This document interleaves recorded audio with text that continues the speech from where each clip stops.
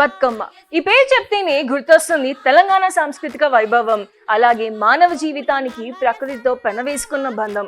పూలతో పూసిన పండగ, తల్లితనానికి ప్రతీకగా నిలిచిన ఆధ్యాత్మిక ఉత్సవమే బతుకమ్మ. సాంప్రదాయాలకు ప్రాధాన్యతనిచ్చే తెలంగాణ రాష్ట్ర ప్రత్యేక ఉత్సవం ఇది. ఇక నిన్న మనం 4వ రోజు నానబియ్యం బతుకమ్మను జరుపుకున్నాము.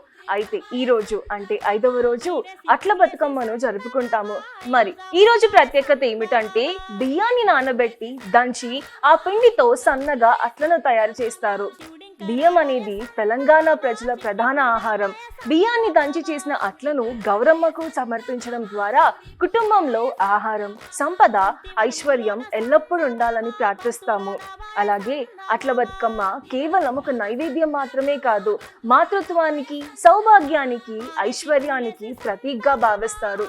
అందువల్ల అభిరామ్ ఐఏఎస్ అకాడమీ తరపున తెలంగాణ ప్రజలందరికీ అట్ల బతుకమ్మ శుభాకాంక్షలు.